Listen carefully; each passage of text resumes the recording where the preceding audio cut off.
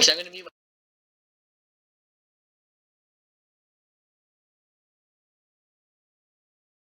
The answer is B because there is only one sample and the parameter of interest is the true proportion of blue candies manufactured by the factory, Eitan.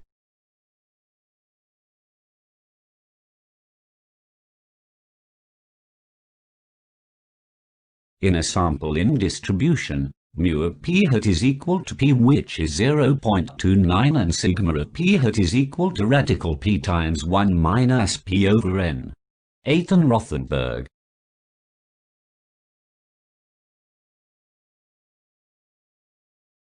After drawing a tree diagram, it is evident that heads once occurs 3 out of the 8 total events. Therefore, the probability of getting heads once is 3/8 or 0.3758. And Rothenberg 2020. So since it's we have to find the salary, the annual salary within the first quartile, that'll be 25% of all the salaries, which is 0.25.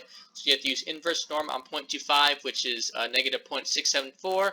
Then plug that into the z-score formula using 48815 as the x value and 55800 as the x bar, or mean, or mu, and then over sigma, and you solve for sigma, which is 10,358, or B.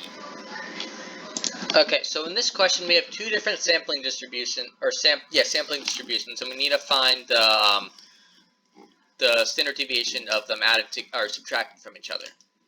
So obviously the formula for standard deviation is radical sigma squared over sigma squared of x bar 1 over n1 plus sigma squared of x bar 2 over n2, and they have to be variances because they have to be squared because you can't add add standard deviations. But since they already give us the variances, we don't need to square it, so we just have 15.7 over 4 plus 10.6 over 3, and then you square root that because there's 4 sequoia trees and 3 redwood trees.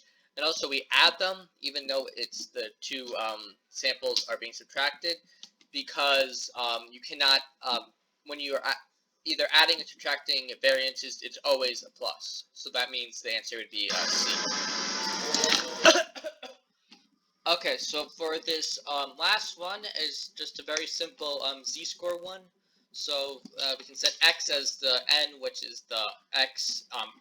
Set x as the variable for the number of seconds it takes for the cashier to process an order, and it's normally distributed with a mean of 276 seconds and a standard deviation of 38 seconds. Then we use the simple z-score formula. So we do 240 minus the mean of 276 over the standard deviation of 38 to get the z-score of negative 18/19. And then we find the probability that x is less than 240 seconds, or the probability that z is less than negative 18/19. We plug into the calculator normal CDF of negative infinity to negative 18/19.